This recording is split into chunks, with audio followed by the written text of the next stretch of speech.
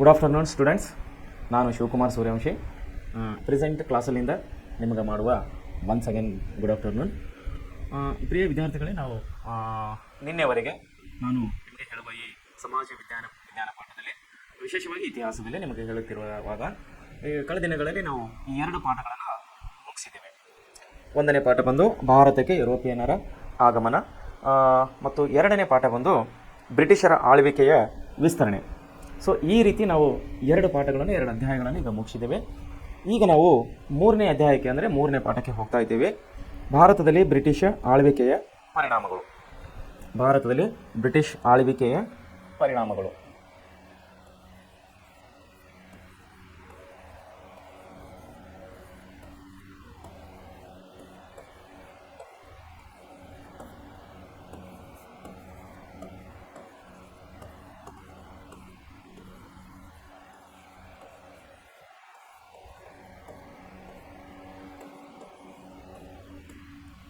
ಅಧ್ಯಾಯ ಮೂರನೇದು ಭಾರತದಲ್ಲಿ ಬ್ರಿಟಿಷ್ ಆಳ್ವಿಕೆಯ ಪರಿಣಾಮಗಳು ಎಂಬಂತ ನಾವೀಗ ಹೊಸ ಅಧ್ಯಾಯಕ್ಕೆ ಹೋಗ್ತಾ ಇದ್ದೇವೆ.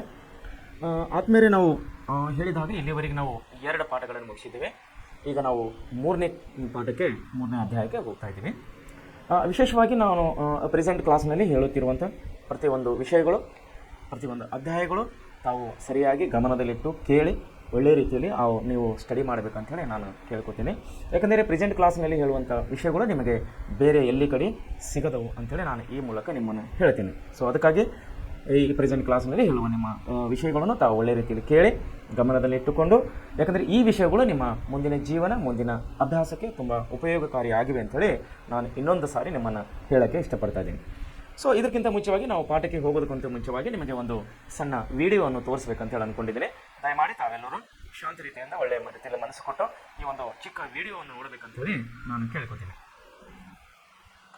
Setting up a new administration.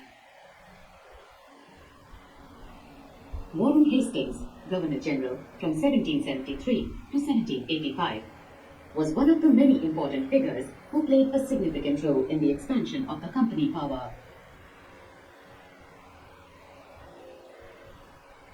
By his time, the company had acquired power not only in Bengal but also in Bombay and Madras. British territories were broadly divided into administrative units called presidencies. There were 3 presidencies: Bengal, Madras, and Bombay. Each was ruled by a governor. The supreme head of the administration was the Governor General. Warren Hastings, the first Governor General, introduced several administrative reforms, notably in the sphere of justice. From 1772, a new system of justice was established. Each district was to have 2 courts: a criminal court or Faujdari Adalat and a civil court or Diwani Adalat.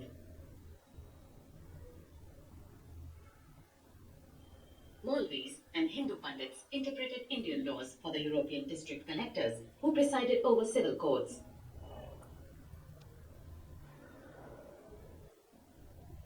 The criminal courts were still under a Qazi and a Mufti, but under the supervision of the collectors.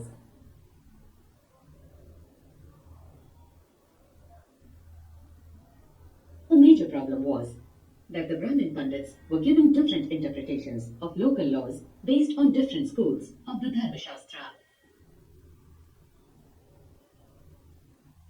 To bring about uniformity, in 1775, 11 Pandits were asked to compile a digest of Hindu laws. N.B. Hall had translated this digest into English.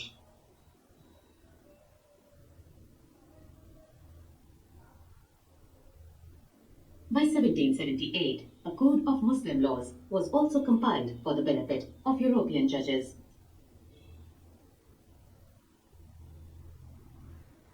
Under the Regulating Act of 1773, a new Supreme Court was established. While a court of appeal, the Sadar Nizamat Adalat, was also set up at Calcutta.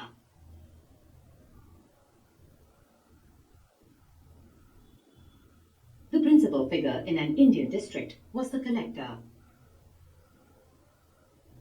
As the title suggests, his main job was to collect revenue and taxes and maintain law and order in his district. With the help of judges, police officers, and darogas,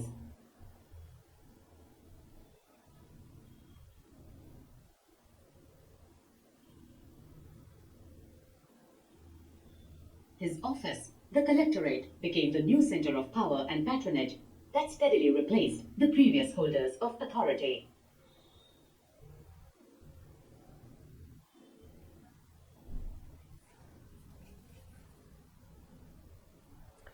okay ವಿದ್ಯಾರ್ಥಿಗಳೇ, ತಾವು ಈಗ ಈ ವಿಷಯಕ್ಕೆ ಸಂಬಂಧಿಸಿದ ಈ ಪಾಠಕ್ಕೆ ಸಂಬಂಧಿಸಿದ ತಾವು ಒಂದು ವಿಡಿಯೋಗಳನ್ನು ಇವಾಗ ನೋಡಿದ್ದೀರಿ.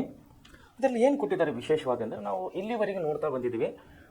ಮೊದಲನೇ ಅಧ್ಯಾಯ ಹಾಗೂ ಎರಡನೇ ಅಧ್ಯಾಯದಲ್ಲಿ, ಮೊದಲನೇ ಅಧ್ಯಾಯದಲ್ಲಿ ನಾವು ಬ್ರಿಟಿಷರ ಆಗಮನವನ್ನು ನಾವು ಕೇವಲ ಆಗಮನಕ್ಕಷ್ಟೇ ಸೀಮಿತವಾದಂಥ ಒಂದು ಪಾಠವಾಗಿತ್ತು. ಎರಡನೇ ಅಧ್ಯಾಯದಲ್ಲಿ ನಾವು ಅವರ ಒಂದು ಸಾಮ್ರಾಜ್ಯ ವಿಸ್ತರಣೆ ಬಗ್ಗೆಯನ್ನು ನಾವು ಅಭ್ಯಾಸ ಮಾಡಿದ್ದೇವೆ. ಏನಾಗಿದೆ ಅಂದರೆ, ಯುರೋಪಿಯನರು ಭಾರತದ ಆಗಮನದಲ್ಲಿ ಪ್ರಮುಖವಾಗಿ ಪೋರ್ಚುಗೀಸರು ಬಂದಿದ್ದರು, ಡಚ್ಚರು ಬಂದಿದ್ದರು, ಫ್ರೆಂಚರು ಬಂದಿದ್ದರು ಮತ್ತು ಬ್ರಿಟಿಷರು ಬಂದಿದ್ದರು. ಕಾಲಕ್ರಮೇಣವಾಗಿ ಬ್ರಿಟಿಷರು ಪ್ರತಿಯೊಂದು ಹಂತದಲ್ಲಿ ಅವರು ಬಲಿಷ್ಠರಾಗ್ತಾ ಬಂದರು. ಉಳಿದಂಥ ಯುರೋಪಿಯನರು ಅಂದರೆ ಪೋರ್ಚುಗೀಸರು, ಡಚ್ಚರು ಮತ್ತು ಫ್ರೆಂಚರು ಅವರು ಬಲಹೀನರಾಗಿ ತಮ್ಮ ಅಧಿಕಾರಗಳನ್ನು, ತಮ್ಮ ಪ್ರದೇಶಗಳನ್ನು, ತಮ್ಮ ವಸಾಹತುಗಳನ್ನೆಲ್ಲರೂ ಕಳೆದುಕೊಳ್ತಾ ಬಂದರು. ಪರಿಣಾಮವಾಗಿ ಬ್ರಿಟಿಷರು ಇಲ್ಲಿ ಬೇರೂರಿ ಕುಳಿತುಕೊಂಡರು. ಉಳಿದವರು ತಮ್ಮ ಆಸನಗಳನ್ನು ಖಾಲಿ ಮಾಡಿದರು, ತಮ್ಮ ಪ್ರದೇಶಗಳನ್ನು ಖಾಲಿ ಬಿಟ್ಟು ತಮ್ಮ ಸ್ವದೇಶಕ್ಕೆ ತಿರುಗಿ ಹೋದರು ಎಂಬಂಥ ಈ ಅಂಶಗಳನ್ನು ನಾವು ಕಳೆದ 2 ಅಧ್ಯಾಯಗಳಲ್ಲಿ ನೋಡಿದ್ದೇವೆ. ಈ ಕಳೆದ 2 ಅಧ್ಯಾಯಗಳಲ್ಲಿ ನಾವು ನೋಡ್ತಾ ಬಂದಿರುವಾಗ ಬ್ರಿಟಿಷರು ಪ್ರತಿದಿನ ಅವರು ತುಂಬ ಬಲಶಾಲಿಯಾಗಿ ಮಾರ್ಪಡ್ತಾ ಇದ್ದಾರೆ. ಯಾಕಂತೆ ನಾವು ಕಂಡಂಥ ಕೆಲವೊಂದು ಯುದ್ಧಗಳು ತಾವು ನೋಡಿರ್ತೀರಿ. ಕರ್ನಾಟಕ ಯುದ್ಧಗಳು, ಆಮೇಲೆ ಮರಾಠ ಯುದ್ಧಗಳು, ಆಮೇಲೆ ಸಿಖ್ ಯುದ್ಧಗಳು, ಹೀಗೆ ಈ ರೀತಿ 10 ಹಲವು ಬಕ್ಸಾರ್ ಕದನ ಮತ್ತು ಪ್ಲಾಸಿ ಕದನ, ಯಾವುದೇ ಒಂದು ಕದನವನ್ನು ತಗೊಂಡಿದ್ದಾರೆ, ಯಾವುದೇ ಒಂದು ಯುದ್ಧವನ್ನು ತಗೊಂಡಿದ್ದಾರೆ, ಇಲ್ಲಿ ಏನಾಗ್ತಾ ಇದ್ದಾರೆ ಅಂದರೆ, ಅವರ ಒಂದು ಕುಟಿಲ ನೀತಿಯಿಂದ, ಅವರ ಒಂದು ಚಾಣಾಕ್ಷತನದಿಂದ ಬ್ರಿಟಿಷರು ಇಲ್ಲಿ ಜಯಶಾಲಿ ಆಗ್ತಾ ಬರ್ತಾ ಇದ್ದಾರೆ, ಮತ್ತು ಉಳಿದ ದೊರೆಗಳು ಇಲ್ಲಿ ಬಲಹೀನರಾಗಿ ಬರ್ತಾ ಇದ್ದಾರೆ. ನಾವು ಕಳೆದ 2 ಅಧ್ಯಾಯಗಳಲ್ಲಿ ನಾವು ಇದನ್ನು ನೋಡ್ತಾ ಬಂದಿದ್ದೀವಿ. ಪ್ರಿಯ ವಿದ್ಯಾರ್ಥಿಗಳು, ನಾವು ಹೇಳುವಂಥ ವಿಷಯ ಇನ್ನೊಂದೇನೆಂದರೆ, ಇಲ್ಲಿ ಪ್ರೆಸೆಂಟ್ ಕ್ಲಾಸ್ನಲ್ಲಿ ಹೇಳುವಂಥ ಈ ವಿಷಯಗಳು ನಿಮಗೆ ಕೇವಲ ಅಭ್ಯಾಸಕ್ಕೆ ಮಾತ್ರವಾಗಿಲ್ಲ, ಕೇವಲ 10ನೇ ತರಗತಿ ಅಭ್ಯಾಸಕ್ಕಾಗಿ ಮಾತ್ರವಲ್ಲ, ಮುಂದಿನ ನಿಮ್ಮ ನಿಜ ಜೀವನಕ್ಕಾಗಿ ಬೇಕಾಗುವಂಥ ಈ ಅಂಶಗಳನ್ನು, ಈ ವಿಷಯಗಳನ್ನು ನಿಮಗೆ ಇಲ್ಲಿ ನಾವು ಓದಿಸ್ತಾ ಇದ್ದೀವಿ. ಸೊ ದಯಮಾಡಿ ಪ್ರತಿಯೊಂದು ವಿಷಯಗಳನ್ನು ತಾವು ನೆನಪಿನಲ್ಲಿ ಇಟ್ಟುಕೊಳ್ಬೇಕಂತ ಹೇಳಿ ನಾನು ಪದೇ ನಿಮ್ಮನ್ನು ಎಚ್ಚರಿಸ್ತಾ ಇದ್ದೀನಿ. ಸೊ ವಿದ್ಯಾರ್ಥಿಗಳಲ್ಲಿ ಏನಾಗ್ತಾ ಇದೆ ಅಂದರೆ, ಈಗ ನಾವು 3ನೇ ಅಧ್ಯಾಯಕ್ಕೆ ಬಂದಿದ್ದೇವೆ. ಭಾರತದಲ್ಲಿ ಬ್ರಿಟಿಷರ ಆಳ್ವಿಕೆಯ ಪರಿಣಾಮಗಳು. ಈಗ ಆಲ್ರೆಡಿ ಅವರು ಏನು ಮಾಡಿದ್ದಾರೆ, ಎಲ್ಲ ಖಂಡ ಭಾರತವನ್ನು ತನ್ನ ತೆಕ್ಕೆಗೆ ತಗೊಂಡಿದ್ದಾರೆ. ಮರಾಠರನ್ನು ಸೋಲಿದ್ದಾರೆ, ಸಿಖ್ಖರನ್ನು ಸೋಲಿಸಿದ್ದಾರೆ, ನವಾಬರನ್ನು ಸೋಲಿಸಿದ್ದಾರೆ, ಹೈದರಾಬಾದ್ ನಿಜಾಮನನ್ನು ಸೋಲಿಸಿದ್ದಾರೆ, ಮದ್ರಾಸಿನ ಪ್ರಾಂತದ ಉಳಿದಂಥ ಎಲ್ಲ ಇತರ ಯುರೋಪಿಯನ್ ಅಂದರೆ ಫ್ರೆಂಚರು, ಡಚ್ಚರು ಮತ್ತು ಪೋರ್ಚುಗೀಸರನ್ನು ಸೋಲಿಸಿ ಅವರೆಲ್ಲ ವಸಾಹತುಗಳನ್ನು, ಅವರೆಲ್ಲ ಬಂದರುಗಳನ್ನು, ಅವರೆಲ್ಲ ವ್ಯಾಪಾರ ಸ್ಥಳಗಳನ್ನು, ಅವರೆಲ್ಲ ವ್ಯಾಪಾರ ಕೇಂದ್ರಗಳನ್ನು ಇವರು ವಶಪಡಿಸಿಕೊಂಡಿದ್ದಾರೆ. ಕಾಲಮಾನದಲ್ಲಿ ಬರುವ ಹಾಗೆ ನಮ್ಮ ದೇಶದ ರಾಜರುಗಳನ್ನು ಒಬ್ಬರೊಬ್ಬರನ್ನಾಗಿ ಸೋಲಿಸಿ ಅವರಿಗೆ ಮೇಲೆ ಇಲ್ಲದಂತಹ ಒಂದು ಕಠಿಣ ನಿಯಮಗಳನ್ನು ಹೇರ್ಬಂಧಿಸಿ, ಎಕ್ಸಾಂಪಲ್ ನಾವು ನಿನ್ನೆ ನೋಡಿದ್ದೀವಿ, ದತ್ತು ಮಕ್ಕಳಿಗೆ ಹಕ್ಕಿಲ್ಲ ಎಂಬ ಒಂದು ನೀತಿಯನ್ನು ಲಾರ್ಡ್ ಡಾಲ್ಹೌಸಿ ತಂದಂಥ ಒಂದು ನೀತಿಯ ಮೂಲಕವಾಗಿ ಅವನು ಏನು ಮಾಡ್ದ, ದೊಡ್ಡ ಅರಸರುಗಳು, ದೊಡ್ಡ ಸಾಮ್ರಾಜ್ಯಗಳು ತಮ್ಮ ಅಧೀನಕ್ಕೆ ತಗೊಂಡಿದ್ದಾರೆ ಎಂಬ ವಿಷಯಗಳನ್ನು ನಾವು ನಿನ್ನೆ ನೋಡಿದ್ದೀವಿ. ಸೊ ಈಗ ಏನಾಗ್ತಾ ಇದೆ ಅಂದರೆ, ಇಡೀ ದೇಶವಂತೂ ಅವರ ಕೈಯಲ್ಲಿ ಬಂದುಬಿಟ್ಟಿದೆ, ಅವರ ಅಧಿಕಾರದಲ್ಲಿ ಬಂದಿಟ್ಟಿದೆ. ಇಡೀ ದೇಶದಲ್ಲಿ ಈಗ ಬ್ರಿಟಿಷ್ ಆಡಳಿತವನ್ನು ನಡೀತಾ ಇದೆ. ಈಗ ಬ್ರಿಟಿಷ್ ಆಡಳಿತದ ಪರಿಣಾಮಗಳು ಏನದು, ಅವು ಯಾವ್ಯಾವ ರೀತಿ ಏನೇನು ಸುಧಾರಣೆಗಳು ತಂದರು, ಅವರ ಆಡಳಿತದಲ್ಲಿ ಏನೇನು ಬದಲಾವಣೆಗಳನ್ನು ತಂದರು ಅನ್ನೋದನ್ನು ನಾವಿವತ್ತು ನೋಡೋಣ. ಸೊ ವಿದ್ಯಾರ್ಥಿಗಳೇ, ಭಾರತದಲ್ಲಿ ಬ್ರಿಟಿಷ್ ಆಳ್ವಿಕೆ ಪರಿಣಾಮಗಳು ಏನೇನು ಪರಿಣಾಮ ಅದು? ಮೊದಲನೇದಾಗಿ ನಾವು ನೋಡಬೇಕಂದ್ರೆ, ಆಡಳಿತ ಮತ್ತು ನ್ಯಾಯಾಂಗ ವ್ಯವಸ್ಥೆಯನ್ನು ಅವರು ಜಾರಿಗೆ ತಂದರು. ಬಹುಶಃ ನಿಮ್ಮ ಅಕ್ಕಪಕ್ಕದಲ್ಲಿ, ನಿಮ್ಮ ಮನೆಯಲ್ಲಿ ಅಥವಾ ನಿಮ್ಮ ರಿಲೇಷನಲ್ಲಿ ಯಾರಾದರೂ ಲಾಯರ್ಸ್ ನಿಮ್ಮ ಅಂದರೆ ಈಗ ನೀವು ಓದುತ್ತಿರುವ ಮಕ್ಕಳೇ, ನಿಮ್ಮ ಅಕ್ಕಪಕ್ಕದಲ್ಲಿ ನಿಮ್ಮ ಊರಲ್ಲಿ ನಿಮ್ಮ ರಿಲೇಷನಲ್ಲಿ ಯಾರಾದರ ವಕೀಲರು ಇದ್ದರೆ, ಲಾಯರ್ಸ್ ಇದ್ದರೆ ಅವರನ್ನು ಕೇಳಿ ಇವಾಗ ಕೂಡ ಬ್ರಿಟಿಷರು ಬರೆದಂತಹ ಜಾರಿಗೆ ತಂದಂಥ ಎಷ್ಟು ಕಾನೂನುಗಳು ನಮ್ಮ ದೇಶದಲ್ಲಿ ಚಾಲ್ತಿಯಲ್ಲಿ ಇವೆ ಅನ್ನೋದನ್ನು ತಾವುಗಳು ತಮ್ಮ ಮನೆಯ ಸುತ್ತಮುತ್ತ ಯಾರಾದರೂ ಅಡ್ವೊಕೇಟ್ಸ್ ವಕೀಲರಿದ್ದರೆ ಅವರನ್ನು ಕೇಳಿ. ಸೊ ಯಾಕೆ ಹೇಳ್ತಾ ಇದ್ದೀನಿ ಈ ವಿಷಯ ಅಂದರೆ, ನಾನು ಸುಮಾರು ಕಾನೂನುಗಳನ್ನು, ಸುಮಾರು ಲಾಗಳನ್ನು ಇವತ್ತಿಗೂ ಕೂಡ ಬ್ರಿಟಿಷರು ತಂದಂಥ ಕಾನೂನುಗಳು ನಾವು ನಮ್ಮ ಸರ್ಕಾರದಲ್ಲಿ ಇವತ್ತಿಗೆ ಟಿಲ್ ಡೇಟ್ ಕೂಡ ಉಪಯುಕ್ತ ಮಾಡ್ತಾ ಇದ್ದೀವಿ ಅಥವಾ ಬಳಸ್ತಾ ಇದ್ದೀವಿ. ಮೊನ್ನೆ ಮೋದಿಯವರು ಕೂಡ ಒಂದು ಕಾನೂನನ್ನು ಚೇಂಜ್ ಮಾಡಿದ್ದಾರೆ. Example IPC, Indian penal code ಅನ್ನಂಥ ನಮ್ಮದೊಂದು ಭಾರತೀಯ ಶಿಕ್ಷಾಪರಾಧ ದಂಡ ಸಂಹಿತೆ ಅನ್ನೋಂಥ ಒಂದು ಬುಕ್ಕನ್ನು, ಅದರ ಮೇಲಿದ್ದಂಥ ಹೆಡ್ಲೈನನ್ನು ಮೊನ್ನೆ ಮೋದಿಯವರು ಚೇಂಜ್ ಮಾಡಿದ್ದಾರೆ. ನಮ್ಮ ದೇಶದ ಪ್ರಧಾನಮಂತ್ರಿಯವರು ಚೇಂಜ್ ಮಾಡಿದ್ದಾರೆ.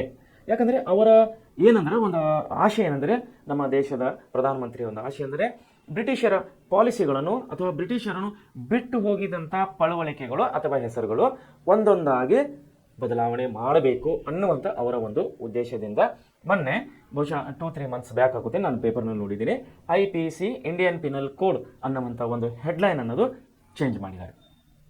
ಸೊ ಇದನ್ನು ಯಾಕೆ ಹೇಳ್ತಾರೆ ನಿಮಗಂತೆ, ಸುಮಾರು ಕಾನೂನುಗಳನ್ನು ಅವರು ಜಾರಿಗೆ ತಂದಂಥ ಕಾನೂನುಗಳನ್ನು ಇವತ್ತಿಗೂ ಕೂಡ ನಮ್ಮ ದೇಶದಲ್ಲಿ ಚಾಲ್ತಿಯಲ್ಲಿ ಇವೆ. ಸೊ ಏನು ಮಾಡಿದ್ದಾರೆ ಅವರು? ಅವರ ಆಡಳಿತದ ಪರಿಣಾಮಗಳಲ್ಲಿ ಏನಾಗಿದೆ ಅಂದರೆ, ಮೊದಲನೇ ಪರಿಣಾಮ ಆಡಳಿತ ಮತ್ತು ನ್ಯಾಯಾಂಗ ವ್ಯವಸ್ಥೆ, ನಾಗರಿಕ ಸೇವೆಗಳು, ನ್ಯಾಯಾಂಗ ವ್ಯವಸ್ಥೆ, ಪೊಲೀಸ್ ವ್ಯವಸ್ಥೆ, ಸೈನ್ಯ ವ್ಯವಸ್ಥೆಯನ್ನು ಅವರು ಜಾರಿಗೆ ತಂದರು. ಎರಡನೇದಾಗಿ ಭೂ ಕಂದಾಯ ನೀತಿಗಳನ್ನು ಜಾರಿಗೆ ತಂದರು. ಭೂ ಕಂದಾಯ ಅಂದರೆ ತಮ್ಮ ಭೂಮಿಗೆ ಕಟ್ಟುವ ಟ್ಯಾಕ್ಸ್, ತೆರಿಗೆ. ನಮ್ಮ ಭೂಮಿಗೆ ನಮ್ಮ ದೇಶದ ರೈತರು ಕಟ್ಟುವಂಥ ಒಂದು ಟ್ಯಾಕ್ಸಿಗೆ ನಾವು ಭೂ ಕಂದಾಯ ಅಂತೇಳಿ ಕರಿತೀವಿ. ಅದರಲ್ಲಿ ವಿಶೇಷವಾಗಿ ಏನು ತಂದರು ಅಂದರೆ, ಕಾಯಂ ಜಮೀನ್ದಾರ್ ಪದ್ಧತಿ, ಮಲ್ಲಾರಿ ಪದ್ಧತಿ ಮತ್ತು ರೈತವಾರಿ ಪದ್ಧತಿ ಅಂತೇಳಿ 3 ವಿಧವಾಗಿ ಭೂ ಕಂದಾಯನ ವಿಂಗಡಿಸಿ ಅದರಿಂದ ತೆರಿಗೆಗಳನ್ನು ಸಂಗ್ರಹ ಮಾಡ್ತಾ ಇದ್ದರು. ಇನ್ನೊಂದೇನಂದ್ರೆ, ಆಧುನಿಕ ಶಿಕ್ಷಣ ಪದ್ಧತಿಯನ್ನು ಜಾರಿಗೆ ತಂದರು ಅವರು ಬ್ರಿಟಿಷರು. ಯಾವ ರೀತಿ ತಂದರು ಅಂದರೆ, ಲಾರ್ಡ್ ಮೆಕಾಲೆ ಅನ್ನುವಂಥ ಬ್ರಿಟಿಷ್ ಅಧಿಕಾರಿ, ಬ್ರಿಟಿಷ್ ಗವರ್ನರನ್ನು ನಮ್ಮ ದೇಶದಲ್ಲಿ ಆಡಳಿತ ನಡೆಸುತ್ತಿರುವಾಗ ಅವಾಗ ಸುಮಾರು ಮೆಕಾಲೆ ಸುಧಾರಣೆಗಳನ್ನು ನಾವು ಈಗ ಮುಂದೆ ಬರುತ್ತೆ ಪಾಠದಲ್ಲಿ ನಿಮಗೆ ಹೇಳ್ತೀನಿ ನಾನು. ಶಿಕ್ಷಣ ಕ್ಷೇತ್ರದಲ್ಲಿ ಮೆಕಾಲೆಯನ್ನು ಅನೇಕ ಸುಧಾರಣೆಗಳನ್ನು ತಂದಿದ್ದನು ಎಂಬಂಥ ವಿಷಯಗಳನ್ನು ನಾವು ಬರುವಂಥ ಪಾಠದಲ್ಲಿ ನೋಡುವವರಾಗಿದ್ದೇವೆ. ಚಾರ್ಲ್ಸ್ ವುಡ್ಸ್ನ ಆಯೋಗ 1854ರಲ್ಲಿ, ಈ ಚಾರ್ಲ್ಸ್ ವುಡ್ ಆಯೋಗ ಕೂಡ ಶಿಕ್ಷಣ ಕ್ಷೇತ್ರದಲ್ಲಿ ಹಲವು ಬದಲಾವಣೆಗಳು ತಂದಿದೆ. ಕೊನೆಯದಾಗಿ ಏನಂದರೆ, ಬ್ರಿಟಿಷ್ ಆಳ್ವಿಕೆ ಕಾಲದ ಕಾಯ್ದೆಗಳು ಏನಂದರೆ, ರೆಗ್ಯುಲೇಟಿಂಗ್ ಆ್ಯಕ್ಟ್, ಪಿಟ್ಸ್ ಇಂಡಿಯಾ ಕಾಯ್ದೆ ಮತ್ತು ಚಾರ್ಟರ್ ಕಾಯ್ದೆಗಳು ಒಳಗೊಂಡಂಥ ಕಾಯ್ದೆಗಳನ್ನು ಕೂಡ ಅವರು ಜಾರಿಗೆ ತಂದಿದ್ದರು. ಸೊ ವಿದ್ಯಾರ್ಥಿಗಳು ಹೇಳುವ ವಿಷಯ ಏನೆಂದರೆ, ಬ್ರಿಟಿಷ್ ಈಸ್ಟ್ ಇಂಡಿಯಾ ಕಂಪನಿಯು ಆರಂಭದಲ್ಲಿ ಕೇವಲ ವ್ಯಾಪಾರಿ ಕಂಪನಿಯಾಗಿ ತನ್ನ ವಾಣಿಜ್ಯ ಹಿತಾಸಕ್ತಿಯನ್ನು ಮಾತ್ರ ಪೂರೈಸಿಕೊಳ್ಳುವ ಕೆಲಸ ಮಾಡಿತ್ತು. ತಾವು ವಿಷಯಕ್ಕೆ ಬಂದಾಗ ಈಗ ಗಮನ ಕೊಡಬೇಕು. ಬ್ರಿಟಿಷರು ಭಾರತಕ್ಕೆ ಮೊದಲು ಬಂದಾಗ ಯಾವ ಉದ್ದೇಶಕ್ಕಾಗಿ ಬಂದಿದ್ದರು? ಅವರು ಕೇವಲ ವ್ಯಾಪಾರದ ಉದ್ದೇಶಕ್ಕಾಗಿ, ಅವರ ಲಾಭದ ಹಿತಾಸಕ್ತಿಗಾಗಿ ಮಾತ್ರ ಕಂಪನಿ ಮೂಲಕ, ಅಂದರೆ ಈಸ್ಟ್ ಇಂಡಿಯಾ ಕಂಪನಿ ಮೂಲಕ ನಮ್ಮ ದೇಶಕ್ಕೆ ಬಂದಿದ್ದರು ಎಂಬಂಥ ವಿಷಯವನ್ನು ನಾವು ಕಳೆದ 2 ಅಧ್ಯಾಯಗಳಲ್ಲಿ ನೋಡಿದ್ದೇವೆ. ಮುಂದೆ ಏನಾಗ್ತಾ ಇದೆ ಅಂದರೆ, ನೂರಾರು ರಾಜಮನೆತನಗಳಲ್ಲಿ ನೋಡಿ, ನಮ್ಮ ದೇಶದ ದುರ್ದೈವ, ನೂರಾರು ರಾಜಮನೆತನಗಳಲ್ಲಿ ಹಂಚಿ ಹೋಗಿದ್ದ ಭಾರತದ ಪರಿಸ್ಥಿತಿಯನ್ನು ಅವಲೋಕಿಸಿದ ಬ್ರಿಟಿಷರು ಆ ಪರಿಸ್ಥಿತಿಯನ್ನು ತಮ್ಮ ರಾಜಕೀಯ ಏಳಿಗೆಗಳಿಗೆ ಬಳಸಿಕೊಂಡರು. ಪರಸ್ಪರ ಕಚ್ಚಾಡುತ್ತಿದ್ದ ರಾಜರ ನಡುವೆ ಒಡೆದು ಆಳುವ ನೀತಿಯನ್ನು ಬಳಸಿಕೊಂಡು ಅವರೆಲ್ಲರನ್ನು ಕ್ರಮೇಣ ತಮ್ಮ ಅಧೀನಕ್ಕೆ ತೆಗೆದುಕೊಳ್ಳುವ ಪ್ರಕ್ರಿಯೆಯಲ್ಲಿ ಸಂಧಾನ ಮತ್ತು ಯುದ್ಧಗಳ ಮಾರ್ಗಗಳನ್ನು ಸಮರ್ಥವಾಗಿ ಬಳಸಿಕೊಂಡಿದ್ದರು. ನೋಡಿರಿ, ನಾನು ನಿನ್ನೆ ಕೂಡ ಹೇಳಿದ್ದೇನೆ, what is the British role? Once again I repeated to you, what is the British role? ಬ್ರಿಟಿಷರ ನೀತಿ ಏನಾಗಿತ್ತು ಅನ್ನೋಂಥ ಒಂದು ಪ್ರಶ್ನೆಗೆ ನಾನು ಕಳೆದ 2 ದಿನಗಳಲ್ಲಿ ಪದೇ ಅದನ್ನು ನಾನು ರಿಪೀಟ್ ಮಾಡ್ತಾ ಇದ್ದೀನಿ. ಏನಂದರೆ, ಒಡೆದು ಆಳುವ ನೀತಿ. ಎಲ್ಲಿ ಇಬ್ಬರು ಚೆನ್ನಾಗಿರ್ತಾರೋ ಅಲ್ಲಿ ಇಬ್ಬರ ಮಧ್ಯೆ ಜಗಳ ಹಚ್ಚಿ ಮೂರನೇದವನು ಲಾಭ ತೆಗೆದುಕೊಳ್ಳುವಂಥ ಕೆಲಸವನ್ನು ಒಡೆದ ಆಳುವ ನೀತಿ ಅಂತೇಳಿ, ಈ ನೀತಿ ಮೂಲಕ ಡಿವೈಡೆಡ್ ಆ್ಯಂಡ್ ರೂಲ್ ಅಂದರೆ ಒಡೆದು ಆಳುವ ನೀತಿಯನ್ನು ಜಾರಿಗೆ ತಂದು ಆ ನೀತಿ ಮೂಲಕವಾಗಿ ಭಾರತವನ್ನು ಪ್ರವೇಶಿಸಿದ ಬ್ರಿಟಿಷರು ಹಂತ ಹಂತವಾಗಿ ಪ್ರಬಲವಾಗುತ್ತಾ ಅವರೇನು ಮಾಡಿದ್ರು ಅಂದರೆ, ನಮ್ಮ ದೇಶದಲ್ಲಿ ರಾಜ ಮನೆತನಗಳ ಮಧ್ಯೆ ಇದ್ದಂಥ ಭಿನ್ನಾಭಿಪ್ರಾಯಗಳನ್ನು ಒಳ್ಳೆ ರೀತಿಯಲ್ಲಿ ತಿಳಿದುಕೊಂಡಿದ್ದರು. ಅವ್ರಿಗೆ ಗೊತ್ತಾಯಿತು, ಇಲ್ಲಿ ರಾಜರ ಮನೆತನಗಳಲ್ಲಿ ಬಹಳವಾದಂಥ ವೈಮನಸ್ಸುಗಳಿವೆ ಅನ್ನೋಂಥ ಅಂಶಗಳನ್ನು ಅವರು ತಿಳ್ಕೊಂಡಿದ್ದರು. ಈ ವೈಮನಸ್ಸುಗಳ ವಿಷಯವಾಗಿ ನಾನು ಒಂದು ಸಿನಿಮಾ ಡೈಲಾಗನ್ನು ನನಗೆ ನೆನಪು ಬರ್ತಾ ಇದೆ. ಹಿಂದಿ ಸಿನಿಮಾ ತಾವು ಬಹುಶಃ ನೋಡಿರ್ಬೋದು ಅಥವಾ ನೋಡಲಿಕ್ಕಿಲ್ಲ. ಸಮಯ ಸಿಕ್ಕರೆ ನೋಡಿದರೆ ಒಳ್ಳೆಯದಾಯಿತು, ನೋಡಿಲ್ಲ ಅಂದರೆ ಇನ್ನು ಮುಂದೆ ನೋಡಿರಿ, ಗೂಗಲ್ನಲ್ಲಿ ಕೂಡ ಚೆಕ್ ಮಾಡ್ಬೋದು. ಕ್ರಾಂತಿವೀರ ಹಿಂದಿ ಸಿನಿಮಾ, ನಾನಾ ಪಾಟೇಕರ್ ಹಿಂದಿ ಹೀರೋ. ಕ್ರಾಂತಿವೀರ ಸಿನಿಮಾದಲ್ಲಿ ಆ ಹೀರೋನ ಒಂದು ಸನ್ನಿವೇಶದಲ್ಲಿ ಒಂದು ಡೈಲಾಗ್ ಇದೆ. ಏನು ಡೈಲಾಗ್ ಇದೆ ಅಂದರೆ, ಈಗ ಬಂತಲ್ಲ ಅದು ಡೈಲಾಗ್, ಏನಂದರೆ ಪರಸ್ಪರ ರಾಜಮನೆತನಗಳಲ್ಲಿ ಹಂಚಿ ಹೋಗಿದ್ದಾರೆ. ಭಾರತದ ಪರಿಸ್ಥಿತಿ ಏನದು ಪರಿಸ್ಥಿತಿ, ತಮ್ಮ ರಾಜಿಗೆ ಒಂದು ಸೆಕೆಂಡ್ ಕಂಪನಿಯಾಗಿ ತನ್ನ ಹಿತಾಸಕ್ತಿ ಮಾತ್ರ ಉಪಯೋಗಿಸಿಕೊಂಡು ನೂರಾರು ರಾಜಮನೆತನಗಳು ಹಂಚಿ ಹೋಗಿದ್ದ ಭಾರತದ ಪರಿಸ್ಥಿತಿ ಅವಲೋಕಿಸಿದ ಬ್ರಿಟಿಷರು ಆ ಪರಿಸ್ಥಿತಿ ತಮ್ಮ ರಾಜಕೀಯ ಏಳಿಗೆ ಬಳಸಿಕೊಂಡಿದ್ದರು. ಪರಸ್ಪರ ಕಚ್ಚಾಡುತ್ತಿರುವ ರಾಜರ ನಡುವೆ ಏನಂದ್ರೆ ಇದು, ನಮ್ಮ ರಾಜರು ಏನು ಮಾಡ್ತಾಯಿದ್ರು, ಪರಸ್ಪರ ಕಚ್ಚಾಡ್ತಾ ಇದ್ರು. ಯಾಕೆ ಕಚ್ಚಾಡ್ತಿದ್ರು? ಅವರಲ್ಲಿ ಏಕತೆ ಇದ್ದಿಲ್ಲ, ಅವರಲ್ಲಿ ಏಕತೆ ಒಗ್ಗೂಡುವಿಕೆ ಇದ್ದಿಲ್ಲ, ವೈಮನಸ್ಸು ಇತ್ತು, ಅದಕ್ಕಾಗಿ ಅವರು ಕಚ್ಚಾಡ್ತಾ ಇದ್ರು. ಇದು ಇವತ್ತು ಕೂಡ ನಾವು ನಮ್ಮ ಮನೆ, ನಮ್ಮ ಕುಟುಂಬ, ನಮ್ಮ ಊರು, ನಮ್ಮ ತಾಲೂಕು, ಜಿಲ್ಲೆ, ರಾಜ್ಯದಲ್ಲಿ ಇವತ್ತಿಗೂ ಕೂಡ ಈ ವೈಮನಸ್ಸು, ಈ ಕಚ್ಚಾಡುತ್ತಿರುವುದನ್ನು ಇವಾಗ ಕೂಡ ನಾವು ನೋಡ್ತಾ ಇದ್ದೀವಿ. ಸೊ ಏನಾಗುತ್ತಂದರೆ, ಇದರ ಲಾಭವನ್ನು ಬ್ರಿಟಿಷರು ಪಡೆದುಕೊಂಡಿದ್ದರು. ಅವರು ತುಂಬ ಚುರುಕರು, ತುಂಬ ಬುದ್ಧಿವಂತರು. ನಾನು ನಿನ್ನೆ ಮೊನ್ನೆ ಕೂಡ ರಿಪೀಟ್ ಮಾಡೀನಿ, ಬ್ರಿಟಿಷರು ತುಂಬ ಚುರುಕರು, ತುಂಬ ಬುದ್ಧಿವಂತರು. ಮುಂದಿನ ಸನ್ನಿವೇಶಗಳನ್ನು ಹೇಗೆ ಬಳಸಿಕೊಳ್ಳಬೇಕನ್ನೋದು ಅವರಿಗೆ ಒಳ್ಳೆ ರೀತಿಯಲ್ಲಿ ಸ್ಟಡಿ ಆಗಿತ್ತು, ಅಭ್ಯಾಸ ಆಗಿತ್ತು. ಅದರ ಲಾಭವನ್ನು ಪಡೆದುಕೊಂಡ್ರು ಅವರು. ನಮ್ಮ ರಾಜರುಗಳು ಕಚ್ಚಾಡುತ್ತಿರುವುದನ್ನು ಲಾಭವನ್ನು ಪಡೆದು, ಅದನ್ನೇ ಹಿಂದಿ ಸಿನಿಮಾದಲ್ಲಿ ಒಂದು ಡೈಲಾಗ್ ಇದೆ, ಏನಂದರೆ ಏಕ್ ಲಾಠಿ ಕೋ ಕೋಯಿ ಭಿ ತೋಡ್ ಸಕ್ತಾ ಹೈ, ಏಕ್ ಲಾಠಿ ಕೋ कोई भी तोड़ सकता है लेकिन लाठी के भारे को तोड़ना मुश्किल है. एक लाठी को तो कोई भी तोड़ सकता है लेकिन लाठी के भारे को तोड़ना मुश्किल है. ये मैंने बचपन में पढ़ा था, स्कूल में तीसरी में. मैं क्यों समझा रहा हूँ तुमको, भूसा भरा है मेरे दिमाग में, पागल हूँ मैं, हंसो ಖುಷಿಯ ಮನೋ. ಈ ರೀತಿ ಒಂದು ಸಿನಿಮಾದ ಡೈಲಾಗ್ ಇದೆ. ಅಂದ್ರೆ ಅವನು ಹೇಳೋ ಉದ್ದೇಶ ಏನಂದ್ರೆ, ಏಕ್ ಲಾಠಿ ಕೋ ತೋ ಕೋಯಿ ಭಿ ತೋಡ್ ಸಕ್ತಾ ಹೈ ಅಂದ್ರೆ ಒಂದು ಕಟ್ಟಿಗೆ, ಎಕ್ಸಾಂಪಲ್ ಇದು ಕಟ್ಟಿಗೆ ಅನ್ಕೊಡಿ, ಒಂದು ಕಟ್ಟಿಗೆನೋ ಯಾರಾದರೂ ಮುರಿಬಹುದು, ಒಂದು ಕಟ್ಟಿಗೆ ಮುರಿಬಹುದು. ಆದ್ರೆ ಕಟ್ಟಿಗೆ ಹೊರೆ ಅಂತೀವಲ್ಲ ನಾವು, ಹೊರೆಯಲ್ಲಿ ಎಷ್ಟಿರ್ತವೆ, ಸುಮಾರು ದೊಡ್ಡ ಹೊರೆ ಆಗಿರ್ತವೆ. ಕಟ್ಟಿಗೆ ಹೊರೆಯನ್ನು ನಾವು ಮುರಿಲಿಕ್ಕೆ ಆಗೋದಿಲ್ಲ. ಇಲ್ಲಿ ಕಟ್ಟಿಗೆ ಹೊರೆ ಅಂದರೆ ಅರ್ಥ ಏನು, ಒಗ್ಗೂಡಿಕೆ, ಒಕ್ಕಟ್ಟು ಅಂತ ಅರ್ಥ. ಸುಮಾರು 100, 150 ಅಥವಾ 50, 60, 100 ಕಟ್ಟಿಗೆಗಳನ್ನು ಒಂದು ಹಗ್ಗದಲ್ಲಿ ಕಟ್ಟಾಕಿರ್ತೀವಲ್ಲ, ಅದನ್ನು ಒಕ್ಕಟ್ಟು ಅಂತಾರೆ. ಕಟ್ಟಿಗೆಗಳ ಒಕ್ಕೂಟ. ಅದನ್ನು ಮುರಿಲಿಕ್ಕಾಗ್ತದ? ಕಟ್ಟಿಗೆ ಹೊರೆಯನ್ನು ಮುರಿಲಿಕ್ಕಾಗುತ್ತಾ? ಆಗೋದಿಲ್ಲ. ಆದರೂ ಒಂದು ಕಟ್ಟಿಗೆ ಮುರಿಬೋದು, ಆರಾಮಾಗಿ ಮುರಿಬೋದು. ಎರಡು ಹೇಳಿದ ಕಾಲ ಚೂಡಿದ್ರೆ, ಎಕ್ಸಾಂಪಲ್ ಕಬ್ಬು ನೋಡಿರಲ್ಲ, ತಿಂದಿರಿ ಕಬ್ಬಿನ ರಸ ಕುಡಿದಿರಿ, ಕಬ್ಬಿನ ಹಾಲು ಕುಡಿತೀರಿ. ಸರ್ವೇ ಸಾಮಾನ್ಯ ಹಳ್ಳಿಯಲ್ಲಂತೂ ಸಿಕ್ಕಾಪಟ್ಟೆ ಕಬ್ಬುಗಳಿರ್ತವೆ, ಸುಮಾರು ಜನ ಕಬ್ಬುಗಳನ್ನು ತಿಂತಾರೆ. ನೋಡ್ರಿ, ವಿಚಾರ ಮಾಡಿ, ಒಂದು ಕಬ್ಬಿನ ಆರಾಮಾಗಿ ಮುರಿಬಾರ್ದು. ಒಂದು ಕಬ್ಬನ್ನು ಈ ತುದಿ ಹಿಡ್ಕೊಂಡು ಕಾಲ ಮೇಲೆ ಹೊಡೆದ್ರೆ ಕಟ್ ಅಂತ ಹೇಳಿ ಬೈಟು ಆಗಿಬಿಡುತ್ತೆ. ಆದರೆ ಕಬ್ಬಿನ ಹೊರೆಯನ್ನು ಮುರಿಲಿಕ್ಕಾಗುತ್ತಾ ಒಂದೇ ಸಾರಿ? No, never. ಯಾಕಂದರೆ ಅದು ಸ್ಟ್ರಾಂಗ್ ಆಗಿರ್ತದೆ. ಸುಮಾರು ಕಬ್ಬುಗಳ ಒಂದು ಸಮ್ಮಿಲನ ಆಗಿರ್ತದೆ, ಅದು ಸುಮಾರು ಕಟ್ಟಿಗೆಗಳ ಒಂದು ಸಮ್ಮಿಲನ ಆಗಿರ್ತದೆ, ಒಂದು ಹೊರೆ ಆಗಿರ್ತದೆ, ಅದನ್ನು ಮುರಿಲಿಕ್ಕೆ ಆಗೋದಿಲ್ಲ. ಅದನ್ನೇ ಹೇಳ್ತಾ ಇದ್ದಾನೆ ಸಿನಿಮಾ ಒಂದು ಡೈಲಾಗ್ ಅದೇ ಇದೆ, ಏಕ್ ಲಾಠಿ ಕೋ ಕೋಯಿ ಭಿ ತೋಡ್ ಸಕ್ತೆ ಹೈ ಲೇಕಿನ್ ಲಾಠಿ ಕೋ ಭಾರಿ ಕೋ ತೋಡ್ನಾ ಮುಶ್ಕಿಲ್ ಹೈ, ಕಡಿಲಿಕ್ಕೆ ಆಗೋದಿಲ್ಲ. ಇಲ್ಲಾಗಿದ್ದೇನೋ ನಮ್ಮ ಭಾರತ ದೇಶದಲ್ಲಿ ಬ್ರಿಟಿಷರು ಭಾರತದಲ್ಲಿ ಬಂದಾಗ ಏನಾಗ್ತಾ ಇದ್ದು, ರಾಜರು ಒಬ್ಬರೊಬ್ಬರು ಕಿತ್ತಾಡ್ತಾ ಇದ್ದವರು, ಕಚ್ಚಾಡ್ತಾ ಇದ್ದವರು. ಇಲ್ಲಿ ಕಚ್ಚಾಡ್ತಾ ಇದ್ದಾಗ ಏನಾಗ್ತಾ ಇದೆ, ಅದರ ಲಾಭವನ್ನು ಬ್ರಿಟಿಷರು ಪಡೆದುಕೊಂಡಿದ್ದರು. ಅವರ ರೀತಿ ಗೊತ್ತಲ್ಲ, ಡಿವೈಡೆಡ್ ಆ್ಯಂಡ್ ರೋಲ್, ಒಡೆದು ಆಳುವ ನೀತಿ. ಈ ಒಡೆದು ಆಳುವ ನೀತಿಯನ್ನು ಅವರು ಎಕ್ಸಾಕ್ಟಾಗಿ ಉಪಯೋಗ ಮಾಡಿಕೊಂಡು ಒಂದು ಸುವ್ಯವಸ್ಥಿತವಾಗಿ ಅದರ ಉಪಯೋಗವನ್ನು ತಗೊಂಡು ಇಬ್ಬರ ಮಧ್ಯದಲ್ಲಿ ಜಗಳ ಹಚ್ಚಿ ಮೂರನೇದವನು ಅದರ ಲಾಭ ತೆಗೆದುಕೊಂಡ ಹಾಗೆ ಇಲ್ಲಿ ಕೂಡ ನಡೆದಿದ್ದು ಅದೇ ಕೊಟ್ಟಿದ್ದಾರೆ ನೋಡ್ರಿ. ಪರಸ್ಪರ ಕಚ್ಚಾಡುತ್ತಿದ್ದ ರಾಜರ ನಡುವೆ ಒಂದು ಒಡೆದು ಆಳುವ ನೀತಿಯನ್ನು ಬಳಸಿಕೊಂಡು ಅವರೆಲ್ಲನೂ ಕ್ರಮೇಣ ತಮ್ಮ ಅಧೀನಕ್ಕೆ ತೆಗೆದುಕೊಳ್ಳುವ ಪ್ರಕ್ರಿಯೆಯಲ್ಲಿ ಸಂಧಾನ ಮತ್ತು ಯುದ್ಧಗಳ ಮಾರ್ಗಗಳನ್ನು ಸಮರ್ಥವಾಗಿ ಬಳಸಿಕೊಂಡರು. ಸಮರ್ಥವಾಗಿ ಅಂದ್ರೆ ಪ್ರಾಪರ್ ಆಗಿ, ಪರಿಪೂರ್ಣತೆಯಿಂದ ಆ ಸನ್ನಿವೇಶವನ್ನು ಅವರು ಬಳಸಿಕೊಂಡಿದ್ದರು. ಇಬ್ಬರು ಜಗಳ ಆಡೋ ಹೊತ್ನಾಗ ಏನಾಗ್ತದೆ ಅಬ್ಸರ್ವ್ ಮಾಡಿ, ಮೂರನೇದಾಗ ಹೋಗಿರ್ತಾನೆ, ಏನಾಗ್ತದೆ ತಿಳಿಸಿ ಹೇಳ್ತಾನೆ, ನೋಡಪ್ಪ ಜಗಳ ಆಡಬೇಡ್ರಿ, ಸರಿ ಇಲ್ಲ, ಅರ್ಥ ಮಾಡ್ಕೊಡಪ್ಪ, ಹೊಡೆದಾಡಬೇಡ್ರಿ ಅಂತ ತಿಳಿಸಿ ಹೇಳ್ತೀವಿ.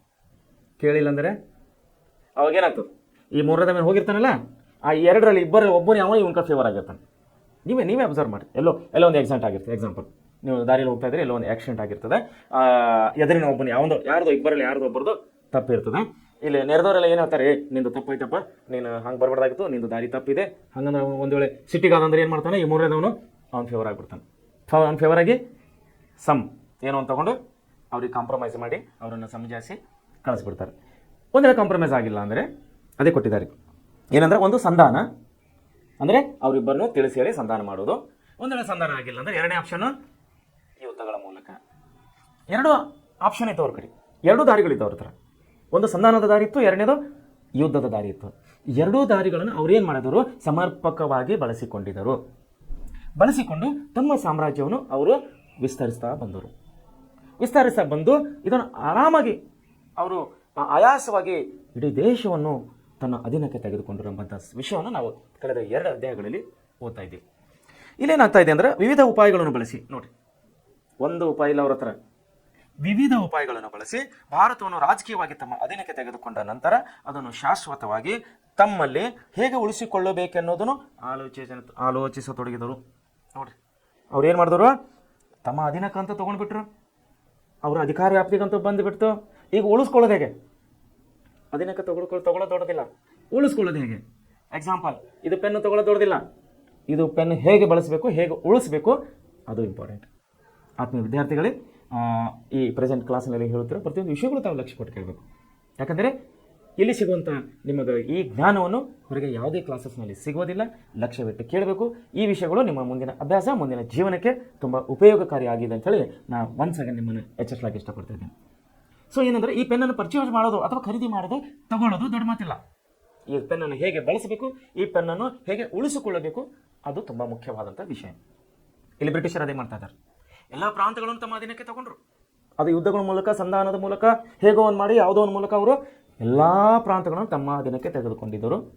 ಆದರೆ ಆ ತೆಗೆದುಕೊಂಡಂಥ ತನ್ನ ಅಧೀನಕ್ಕೆ ಬಂದಂಥ ಪ್ರಾಂತಗಳು ಹೇಗೆ ಉಳಿಸ್ಕೋಬೇಕು ಅನ್ನೋದು ಅವರಿಗೆ, ಅದರ ಬಗ್ಗೆ ಅವರು ಆಲೋಚನೆ ಮಾಡ್ತಾ ಇದ್ದರು. ನೋಡಿ, ಭಾರತ ಒಂದು ದೇಶ ಎಂಬ ಸಾಮೂಹಿಕ ಕಲ್ಪನೆ ಇಲ್ಲಿದ್ದರಿಂದ, ಸಾಮೂಹಿಕ ಕಲ್ಪನೆ ಅವರಿಗೆ ದೇಶ ನಮ್ಮದ್ದು ಅನ್ನೋದಿದ್ದಿಲ್ಲ. ಯಾಕಂದರೆ ಸುಮಾರು ರಾಜಮನೆತನಗಳ ಮುಂಚೆ ದೇಶವನ್ನು ಹಂಚಿ ಹೋಗಿತ್ತಿದ್ದು. ಅಲ್ಲಿ ಸುಲ್ತಾನರು, ಇಲ್ಲಿ ನವಾಬರು, ಇಲ್ಲಿ ಸಾಹೇಬರು, ಅಲ್ಲಿ ಪೇಶ್ವೆಗಳು, ಇಲ್ಲಿ ಸಿಂಧ್ಯಾಗಳು, ಅಲ್ಲಿ ಇನ್ನೊಬ್ಬರು, ಇಲ್ಲಿ ಸಿಖ್ಖರು, ಇಲ್ಲಿ ಸುಮಾರು ವಿಧವಾಗಿ ದೇಶವನ್ನು ಹಂಚಿ ಹೋಗಿತ್ತದು. ಇಡೀ ದೇಶವನ್ನು ಒಗ್ಗೂಡೋದು ಒಂದು ಸವಾಲಿನ ಕೆಲಸವೇ ಆಗಿತ್ತು. ಆ ಕೆಲಸವನ್ನು ಬ್ರಿಟಿಷರು ಮಾಡಿದ್ರು. ಹಂತ ಹಂತವಾಗಿ ಡಿವೈಡೆಡ್ ಆ್ಯಂಡ್ ರೂಲ್ ಮೂಲಕ, ಸಂಧಾನ ಮತ್ತು ಯುದ್ಧಗಳ ಮೂಲಕ ಇಡೀ ದೇಶವನ್ನು ಅವರ ಅಧಿಕಾರದ ವ್ಯಾಪ್ತಿಗೆ ತಂದುಕೊಂಡರು. ಈಗ ಎರಡನೇ ಪ್ರಶ್ನೆ ಏನಂದರೆ, ಅಧಿಕಾರ ಬಂದ ಮೇಲೆ ಆ ದೇಶವನ್ನು ಹೇಗೆ ಉಳಿಸ್ಕೋಬೇಕು, ಅದರ ಬಗ್ಗೆ ಅವರು ಆಲೋಚನೆ ಮಾಡ್ತಾ ಇದ್ದಾರೆ. ಒಂದು ದೇಶ ಎಂಬ ಸಾಮೂಹಿಕ ಕಲ್ಪನೆ ಇಲ್ಲಿದ್ದರಿಂದ ಆ ಸಂದರ್ಭದಲ್ಲಿ ಅದು ವಿವಿಧ ರಾಜ್ಯಾಡಳಿತಗಳಲ್ಲಿ ಹರಿದು ಹಂಚಿ ಹೋಗಿತ್ತು. ಅನೇಕ ರಾಜ್ಯಗಳು ವಿವಿಧ ಕಾರಣಗಳಿಂದ ಒಂದುಗೂಡಿಸಿದ ಬ್ರಿಟಿಷರು ಏಕರೂಪ ರಾಜಕೀಯ ವ್ಯವಸ್ಥೆಗೆ, ಏಕರೂಪ ಆಡಳಿತ ವ್ಯವಸ್ಥೆಗೆ ಒಳಪಡಿಸಿದರು. ಶಿಕ್ಷಣ, ನ್ಯಾಯಾಂಗ ವ್ಯವಸ್ಥೆ, ಭೂಕಂದಾಯ ವ್ಯವಸ್ಥೆ, ವ್ಯಾಪಾರ, ಕೃಷಿ ಮುಂತಾದ ಕ್ಷೇತ್ರಗಳಲ್ಲಿ ಹೊಸ ಆಡಳಿತಾತ್ಮಕ ವ್ಯವಸ್ಥೆಯನ್ನು ಜಾರಿಗೊಳಿಸುವ ಮೂಲಕ ಅವರು ಕಟ್ಟಿದ ರಾಜ್ಯ ವ್ಯವಸ್ಥೆಗೆ ರೂಪವನ್ನು ನೀಡುವಲ್ಲಿ ಸಫಲರಾದರು. ಈ ಬಗೆಯ ಆಡಳಿತವನ್ನು ರೂಪಿಸುವಾಗ ತಮ್ಮ ಆರ್ಥಿಕ ಹಿತಾಸಕ್ತಿಯನ್ನು ಸಂರಕ್ಷಿಸಿಕೊಳ್ಳುವುದು ಅವರು ಮರೆಯಲಿಲ್ಲ. ನೋಡಿ, ಇಷ್ಟು ದೊಡ್ಡ ದೇಶವನ್ನು ತಮ್ಮ ಅಧೀನಕ್ಕೆ ತೆಗೆದುಕೊಂಡಾಗ ಎಲ್ಲರೂ ಒಂದೇ ಆಡಳಿತದಲ್ಲಿ ಇದ್ದೇವೆ ಎಂಬಂಥ ಪರಿಕಲ್ಪನೆಯನ್ನು ಅವರಿಗೆ ಕೊಡಬೇಕಾಗಿತ್ತು. ಎಲ್ಲಿದೆ? ದೆಹಲಿ ಸುಲ್ತಾನರು ಹಿಡ್ಕೊಂಡು, ಮದ್ರಾಸಿನ ನವಾಬರು ಹಿಡ್ಕೊಂಡು, ಬಂಗಾಳದ ನವಾಬರು ಹಿಡ್ಕೊಂಡು, ಗುಜರಾತಿನ ಸೌರಾಷ್ಟ್ರ ಹಿಡ್ಕೊಂಡು, ಇಡೀ ದೇಶವನ್ನು, ಕಾಶ್ಮೀರ ಹಿಡಿದು ಕನ್ಯಾಕುಮಾರಿ, ಈ ಕಡೆ ಬಂಗಾಳ ಹಿಡಿದು ಈ ಕಡೆ ಗುಜರಾತ್ವರೆಗೆ ಇಡೀ ದೇಶ ಒಂದೇ ಅಧೀನದಲ್ಲಿದೆ, ಒಂದೇ ಅಧಿಕಾರದಲ್ಲಿದೆ, ಬ್ರಿಟಿಷರ ಆಡಳಿತದಲ್ಲಿ ಅಧಿಕಾರದಲ್ಲಿದ್ದೇವೆ ಅಂತ ಅವರಿಗೆ ತಿಳಿಸಿ ಹೇಳಲಿಕ್ಕೆ ಇವರಿಗೆ ಏಕರೂಪದ ನ್ಯಾಯಾಂಗ, ಏಕರೂಪದ ಶಿಕ್ಷಣ, ಏಕರೂಪದ ವ್ಯವಸ್ಥೆಯನ್ನು ಅವರು ಜಾರಿಗೆ ತರಲಿಕ್ಕೆ ಪ್ರಯತ್ನೆಯನ್ನು ಇಲ್ಲಿ ಮಾಡ್ತಾ ಇದ್ದಾರೆ. ಏನು ಮಾಡ್ತಾರೆ ಅವರು? ನ್ಯಾಯಾಂಗದಲ್ಲಿ ಸುಧಾರಣೆ ತಂದರು.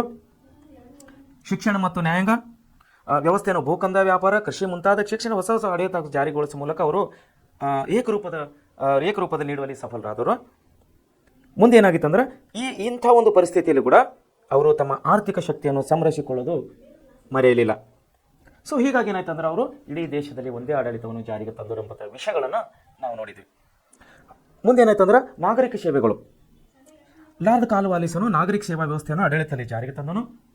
ನಾಗರಿಕ ಸೇವಾ ವ್ಯವಸ್ಥೆಯನ್ನು ಆಡಳಿತ ಜಾರಿಗೆ ತಂದನು. ಈಸ್ಟ್ ಇಂಡಿಯಾ ಕಂಪನಿಯ ವ್ಯಾಪಾರ ನಡೆಸುವ ಸಲುವಾಗಿ ನೌಕರರು ನೇಮಕ ಮಾಡುವ ಪದ್ಧತಿಯನ್ನು ಮೊದಲಿನಿಂದಲೂ ಪಾಲಿಸಿಕೊಂಡು ಬಂದಿತ್ತು. ಕಂಪನಿಯು ಈ ನೌಕರರಿಗೆ ಖಾಸಗಿಯಾಗಿ ವ್ಯಾಪಾರ ಮಾಡಿಕೊಳ್ಳುವ ಅನುಮತಿ ನೀಡಿತು. ಈಸ್ಟ್ ಇಂಡಿಯಾ ಕಂಪನಿ ಏನು ಮಾಡಿತ್ತು? ಅವರಿಗೆ ಖಾಸಗಿಯಾಗಿ ವ್ಯಾಪಾರ ಮಾಡಲಿಕ್ಕೆ, ಕಂಪನಿಯಾಗಿ ವ್ಯಾಪಾರ ಮಾಡಲಿಕ್ಕೆ ಅವಕಾಶ ಕೊಟ್ಟಿತ್ತು. ಈ ಅವಕಾಶವನ್ನು ಖಾಸಗಿಯಾಗಿ ವ್ಯಾಪಾರ ಮಾಡಲಿಕ್ಕೆ ಅವಕಾಶ ಕೊಟ್ಟಂಥ ಅವಕಾಶವನ್ನು ಸದುಪಯೋಗ ಮಾಡಿಕೊಂಡ ಅಧಿಕಾರಿಗಳು, ನೌಕರರು ಅನೈತಿಕ ಮಾರ್ಗದಲ್ಲಿ ಹಣ ಸಂಪಾದಿಸಿ ಕಡು ಭ್ರಷ್ಟರಾಗ್ತಾ ಇದ್ದರು. ಇದನ್ನು ತಡೆಯುವ ಸಲುವಾಗಿ 1773ರಲ್ಲಿ ಇಂಗ್ಲೆಂಡಿನ ಸರ್ಕಾರವು ರೆಗ್ಯುಲೇಟಿಂಗ್ ಆಕ್ಟ್ ಕಾಯ್ದೆಯನ್ನು ಭಾರತದಲ್ಲಿ ಜಾರಿಗೆಗೊಳಿಸಿತು.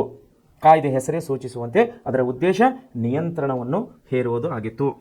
1773ರಲ್ಲಿ ರೆಗ್ಯುಲೇಟಿಂಗ್ ಕಾಯ್ದೆ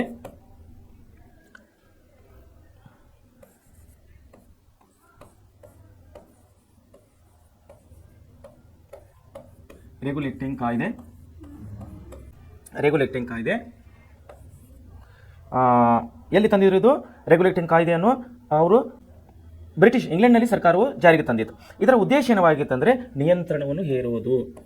ಇದರ ಉದ್ದೇಶ ಏನಾಗಿತ್ತು? ನಿಯಂತ್ರಣವನ್ನು ಹೇರುವುದು.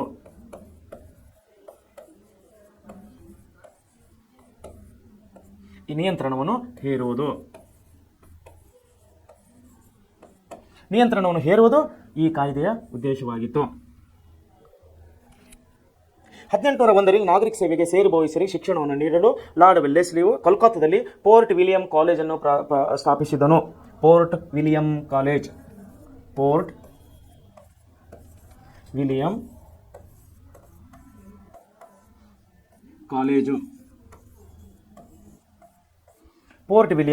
ಕಾಲೇಜನ್ನು ಅವರು ಪ್ರಾರಂಭಿಸಿದರು. ಆದರೆ ಈಸ್ಟ್ ಇಂಡಿಯಾ ಕಂಪನಿಯ ನಿರ್ದೇಶಕರು ಇದಕ್ಕೆ ಬೆಂಬಲ ನೀಡಲಿಲ್ಲ. ಇದರ ಪರಿಣಾಮವೆಂದರೆ 1853ರವರೆಗೆ ನಾಗರಿಕ ಸೇವೆಯ ಎಲ್ಲ ನೇಮಕಾತಿಗಳನ್ನು ಈಸ್ಟ್ ಇಂಡಿಯಾ ಕಂಪನಿಯ ನಿರ್ದೇಶಕರೇ ಮಾಡಿದರು. 1853ರಲ್ಲಿ ನಂತರ ನಾಗರಿಕ ಸೇವೆಗೆ ಮಾಡುವ ಎಲ್ಲ ನೇಮಕಾತಿಗಳು ಸ್ಪರ್ಧಾತ್ಮಕ ಪರೀಕ್ಷೆಗಳ ಮೂಲಕವೇ ಆಗಬೇಕೆಂಬುದು ತೀರ್ಮಾನವಾಯಿತು. ಇದರಿಂದ ಭಾರತೀಯರಿಗೆ ಹೆಚ್ಚಿನ ಪ್ರಯೋಜನ ಆಗಲಿಲ್ಲ. ಜೊತೆಗೆ ಬ್ರಿಟಿಷರು ಭಾರತೀಯದ ಸಾಮರ್ಥ್ಯವನ್ನು ಅವಮಾನಿಸಿ ನೋಡಿದರು. ಕಾರ್ನ್ವಾಲಿಸನು ಹಿಂದೂಸ್ತಾನದಲ್ಲಿರುವ ಪ್ರತಿಯೊಬ್ಬ ಮೂಲ ನಿವಾಸಿಯೂ ಭ್ರಷ್ಟ ಎಂದು ಪ್ರತಿಪಾದಿಸಿದನು. ಇದರಿಂದಾಗಿ ಕೆಳದರ್ಜೆಯ ಉದ್ಯೋಗಗಳನ್ನು ಮಾತ್ರ ಭಾರತೀಯರಿಗೆ ನೀಡಲಾಗ್ತಾ ಇತ್ತು. ಸೊ ಏನಾಗ್ತಾ ಇತ್ತು ಅಂತ ಇಲ್ಲಿ ಫಸ್ಟ್ ಏನು ಮಾಡಿದ್ರು ಅವರು ರೆಗ್ಯುಲೇಟಿಂಗ್ ಆ್ಯಕ್ಟನ್ನು ಜಾರಿಗೆ ತಂದು ಏನು ಮಾಡಿದ್ರು, ಅವರ ಉದ್ದೇಶ ಏನಾಗಿತ್ತು, ಅವರ ಆಡಳಿತದಲ್ಲಿ ನಿಯಂತ್ರಣವನ್ನು ತರುವುದು ಅವರ ಉದ್ದೇಶವಾಗಿತ್ತು. ಈ ಕಾಯ್ದೆ ಎಲ್ಲಿ ಜಾರಿಗೆ ತಂದಿದ್ದರು ಅವರು ಬ್ರಿಟಿಷ್ ಸರ್ಕಾರ ಇಂಗ್ಲೆಂಡ್ನಲ್ಲಿ ಜಾರಿಗೆ ತಂದರು. ಅದೇ ಕಾನೂನನ್ನು ಭಾರತದಲ್ಲಿ ಕೂಡ ಅವರು ಜಾರಿಗೆ ತಂದರು. ಸೊ ಇಲ್ಲೇನಾಯ್ತಂದರೆ 1801 ನಾಗರಿಕ ಸೇವೆಗೆ ಬಯಸುವವರು ಸ್ಪರ್ಧಾತ್ಮಕ ಪರೀಕ್ಷೆಗಳ ಮೂಲಕವಾಗಿ ತಾವು ಸೇವೆಗೆ ಬರಬಹುದಂಥೇಳಿ ಅವರು ತನ್ನ ಕಾಯ್ದೆಯನ್ನು ತಂದರು. ಇದರಲ್ಲಿ ಏನಾಯಿತು, ಸ್ಪರ್ಧಾತ್ಮಕ ಪರೀಕ್ಷೆಗೆ ಬರಬೇಕಂದಾಗ ಭಾರತೀಯರಿಗೆ ಏನಾಯಿತು, ಉನ್ನತವಾದ ಶಿಕ್ಷಣ ಇಲ್ಲದರ ಸಲುವಾಗಿ ಇವರಿಗೆ ಕೆಳ ದರ್ಜೆಯ ಉದ್ಯೋಗಗಳನ್ನು ನೀಡಲಾಗ್ತಾ ಇತ್ತು, ಕೆಳ ಹಂತದ ಉದ್ಯೋಗಗಳನ್ನು ನೀಡಲಾಗ್ತಾ ಇತ್ತು. ಮೊಘಲರಿಂದ ಬ್ರಿಟಿಷರಿಗೆ ಹಂತ ಹಂತವಾಗಿ ಅಧಿಕಾರದ ಹಸ್ತಾಂತರದ ಸಂಕ್ರಮಣ ಕಾಲದಲ್ಲಿ ಹೊಸ ನ್ಯಾಯಾಂಗ ವ್ಯವಸ್ಥೆಯು ಭಾರತದಲ್ಲಿ ಬೇರು ಬಿಡಲು ಆರಂಭಿಸಿತು. 1764ರಲ್ಲಿ ಬಕ್ಸಾರ್ ಕದನದ ನಂತರ, ಬಕ್ಸಾರ್ ಕದನ ಬಗ್ಗೆ ನಾವು ಕಳೆದ ಅಧ್ಯಾಯದಲ್ಲಿ ಸವಿಸ್ತರವಾಗಿ ವಿಷಯವನ್ನು ಓದಿದ್ದೇವೆ. ಮೊಘಲ್ ಚಕ್ರವರ್ತಿ 2ನೇ ಶಾ ಆಲಮನು ದಿವಾನಿಯ ಹಕ್ಕೆಂಬ ಕಂದಾಯ ವಸೂಲಾತಿಯ ಹಕ್ಕನ್ನು ಬ್ರಿಟಿಷರಿಗೆ ನೀಡಿದನು. ಬಂಗಾಳ ಪ್ರಾಂತದಲ್ಲಿ ದ್ವಿ ಸರ್ಕಾರ ಜಾರಿಗೆ ಬಂದಿತ್ತು. ಕ್ರಮೇಣ ಬ್ರಿಟಿಷರು ಹೆಚ್ಚು ಕೇಂದ್ರೀಕೃತ ನ್ಯಾಯಾಂಗ ಪದ್ಧತಿಯನ್ನು ಜಾರಿಗೆ ತರಬೇಕೆಂದು ನಿರ್ಧರಿಸಿದರು. ಈ ಹೆಜ್ಜೆಯಿಂದ ಬ್ರಿಟಿಷರು ಮೊಘಲರ ಅಧಿಕಾರವನ್ನು ಹಿಂದಕ್ಕೆ ಸೇರಿಸಿ ತಾವೇ ಸಾರ್ವಭೌಮರಾಗತೊಡಗಿದ್ದರು. ಇದನ್ನು ಹೊಸ ನ್ಯಾಯಾಂಗ ವ್ಯವಸ್ಥೆಯನ್ನು ಜಾರಿಗೆ ತರುವುದರ ಮೂಲಕ ಸಾಧಿಸಿದರು. ಇಲ್ಲೇನಾಗ್ತಾ ಇದ್ದದ್ದು, ಇಲ್ಲಿ ಮೊಘಲರಿಂದ ಏನಾಗ್ತದೆ, ಬ್ರಿಟಿಷರಿಗೆ ಹಂತ ಹಂತವಾಗಿ ಅಧಿಕಾರವನ್ನು ಕೊಡ್ತಾ ಬಂದರು, ಅಧಿಕಾರವನ್ನು ಬಿಡ್ತಾ ಬಂದರು. ಶಾ ಆಲಮನ್ ಏನಾಗಿತ್ತಿಲ್ಲ, ದಿವಾನಿ ಎಂಬ ಹಕ್ಕನ್ನು, ಭೂ ಕಂದಾಯ ವಸೂಲಿಯನ್ನು ಹಕ್ಕನ್ನು ಯಾರಿಗೆ ಕೊಟ್ಟಿದ್ದನು, ಇಲ್ಲಿ ಬ್ರಿಟಿಷರಿಗೆ ಕೊಟ್ಟನು. ಇಡೀ ದೇಶದಲ್ಲಿರುವ ರೈತರದ ಎಲ್ಲ ಭೂಮಿಯ ಕಂದಾಯವನ್ನು ವಸೂಲಿ ಮಾಡುವಂತಹ ಹಕ್ಕನ್ನು ಬ್ರಿಟಿಷರಿಗೆ ಕೊಟ್ಟನು.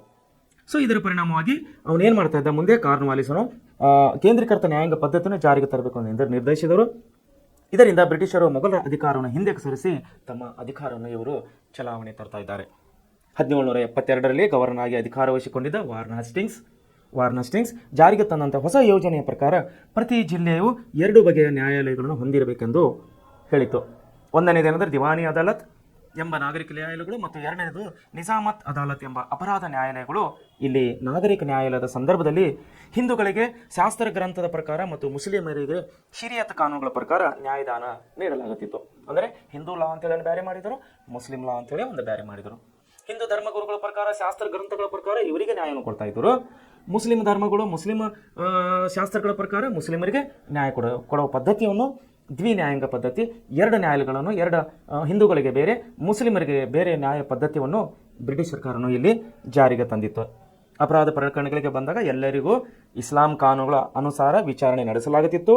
ಕ್ರಮೇಣ ಬರುತ್ತಾ ಏನು ಮಾಡಿದವರು, ಬ್ರಿಟಿಷ್ ಕಾನೂನುಗಳು ಜಾರಿಗೆ ತರುವ ಮೂಲಕ ಅಪರಾಧ ಕಾನೂನುಗಳಿಗೆ ಬದಲಾವಣೆ ಮಾಡಿದರು. ನಾಗರಿಕ ನ್ಯಾಯಾಲಯಗಳು ಯುರೋಪಿನ ಜಿಲ್ಲಾಧಿಕಾರಿಗಳ ಅಧ್ಯಕ್ಷತೆಯಲ್ಲಿ ಕಾರ್ಯನಿರ್ವಹಿಸ್ತಾ ಇದ್ದರು. ಅಪರಾಧ ನ್ಯಾಯಾಲಯಗಳು ಕಾಜಿಗಳ ಅಧೀನದಲ್ಲಿಯೂ ಯುರೋಪಿಯನ್ನರ ಮೇಲ್ವಿಚಾರಣೆಯಲ್ಲಿಯೂ ಕಾರ್ಯನಿರ್ವಹಿಸ್ತಾ ಇದ್ದರು. ಇಲ್ಲೇನು ಮಾಡಿದ್ರು, ಯುರೋಪಿನ ಅಧಿಕಾರಿಗಳು ಏನಾಗುತ್ತಿದ್ದರು, ಇಲ್ಲಿ ಪ್ರತಿಯೊಂದು ಜಿಲ್ಲೆಗಳೇ ಜಿಲ್ಲಾಧಿಕಾರಿಯಾಗಿ ಇರ್ತಾ ಇದ್ದರು.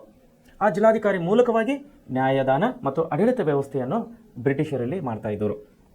ಪೊಲೀಸ್ ವ್ಯವಸ್ಥೆ ಕೂಡ ಇವರು ಜಾರಿಗೆ ತಂದಿದ್ದರು. ನ್ಯಾಯಾಂಗ ವ್ಯವಸ್ಥೆ ಜಾರಿಗೆ ತಂದರು. ನ್ಯಾಯಾಲಯಗಳನ್ನು ಸ್ಥಾಪನೆ ಮಾಡಿದ್ರು. ಇಲ್ಲಿ 2 ಥರ ನ್ಯಾಯಾಲಯ ಮಾಡಿದ್ರು, ಒಂದು ದಿವಾನಿ ಅದಾಲತ್ ಮತ್ತು ಮತ್ತೊಂದು ನಿಜಾಮಾತ್ ಅದಾಲತ್. ಹೀಗೆ 2 ಥರದ ನ್ಯಾಯಾಲಯಗಳನ್ನು ಸ್ಥಾಪಿಸಿದ ನಂತರ ಈಗ ಪೊಲೀಸ್ ವ್ಯವಸ್ಥೆಯನ್ನು ಸುಧಾರಣೆಗೆ ಅವರು ಬರ್ತಾ ಇದ್ದಾರೆ. ಆಂತರಿಕ ಶಾಂತಿಯನ್ನು ವ್ಯವಸ್ಥೆಯನ್ನು ಕಾಪಾಡುವ ಜವಾಬ್ದಾರಿಯನ್ನು ಹೊತ್ತಿರುವ ವರ್ಗವೇ ಪೊಲೀಸರು. ಪೊಲೀಸರು ಏನು ಕೆಲಸ ರೀ? ಆಂತರಿಕ ಅಂದರೆ ಒಳ ಇರುವಂಥ ಜಗಳಗಳನ್ನು ಹತ್ತಿಕ್ಕುವುದೇ ಅಥವಾ ಅದನ್ನು ನಿಭಾಯಿಸುವುದೇ ಪೊಲೀಸರ ಕೆಲಸ. ಲಾರ್ಡ್ ಕಾರ್ನ್ವಾಲಿಸನು ಮೊದಲ ಬಾರಿಗೆ ಸುವ್ಯವಸ್ಥಿತವಾದಂಥ ಪೊಲೀಸ್ ವಿಭಾಗವೊಂದನ್ನು ಅಸ್ತಿತ್ವಕ್ಕೆ ತಂದನು. ಇವನು ಸೂಪರಿಂಟೆಂಡೆಂಟ್ ಆಫ್ ಪೊಲೀಸ್, SP ನೋಡಿ, SP superintendent of police, SP ಎನ್ನುವ ಹೊಸ ಹುದ್ದೆಯನ್ನು ಸೃಷ್ಟಿ ಮಾಡಿದನು. ಇವಾಗ ಕೂಡ ಪ್ರತಿಯೊಂದು ಜಿಲ್ಲೆಗಳಲ್ಲಿ SP ಆಫೀಸ್ಗಳನ್ನು ನಾವು ಕಾಣ್ತೀವಿ. ತಾವು ವಿದ್ಯಾರ್ಥಿಗಳು ಯಾವುದೇ ಜಿಲ್ಲೆ ಇದ್ದರೂ ಕೂಡ ನಿಮ್ಮ ಮನೆಯಲ್ಲಿ ನಿಮ್ಮ ತಂದೆ ತಾಯಿಗಳು ಕೇಳಿ ಅಥವಾ ನಿಮ್ಮ ಸಹೋದರನ ಕೇಳಿ, ನಿಮ್ಮ ಜಿಲ್ಲೆಯಲ್ಲಿ SP ಆಫೀಸ್ ಎಲ್ಲಿದೆ? ಅದು ಸೂಪರಿಂಟೆಂಡೆಂಟ್ ಆಫ್ ಪೊಲೀಸ್ ಅಂದರೆ ಪೊಲೀಸ್ ಇಲಾಖೆ ಜಿಲ್ಲಾ ಮುಖ್ಯಸ್ಥನು ಅಂತ ಅದರ ಅರ್ಥ ಆಗುತ್ತೆ. ಈ ಕಾನೂನನ್ನು ಜಾರಿಗೆ ತಂದವರು ಯಾರು? ಬ್ರಿಟಿಷರು. ಅದು ಇವಾಗ ಕೂಡ ರನ್ನಿಂಗ್ನಲ್ಲಿ ಇದೆ. ನಿಮ್ಮ ಜಿಲ್ಲೆಯಲ್ಲಿದೆ, ನಮ್ಮ ಜಿಲ್ಲೆಯಲ್ಲಿ ಕೂಡ ಇದೆ. ಅದೇ ಕಾನೂನನ್ನು ನಾವು ಇವತ್ತು ಕೂಡ ಪಾಲಿಸ್ತಾ ಇದ್ದೀವಿ. ನೋಡಿ, ಪೊಲೀಸ್ ಸೂಪರಿಂಟೆಂಡೆಂಟ್ ಹೊಸ ಹುದ್ದೆಯನ್ನು ಸೃಷ್ಟಿಸಿದನು. 1790ರಲ್ಲಿ ಪ್ರತಿ ಜಿಲ್ಲೆಯನ್ನು ಠಾಣೆಗಳನ್ನಾಗಿ ವಿಭಜಿಸಿ ಪ್ರತಿ ಠಾಣೆಯನ್ನು ಕೋತ್ವಾಲರ ಅಧೀನದಲ್ಲಿಯೂ ಹಳ್ಳಿಗಳು ಚೌಕಿದಾರರ ಅಧೀನದಲ್ಲಿಯೂ ಇರುವಂತೆ ಮಾಡಿದರು. ಕೋತ್ವಾಲರುಗಳು ಹಳ್ಳಿಗಳ ಮಟ್ಟದಲ್ಲಿ ಕಳ್ಳತನ, ಅಪರಾಧ, ದೊರಡೆ ನಿಯಂತ್ರಣದ ಜವಾಬ್ದಾರಿಯನ್ನು ಹೊತ್ತಿದರು. ಇಲ್ಲೇನು ಮಾಡಿದರು?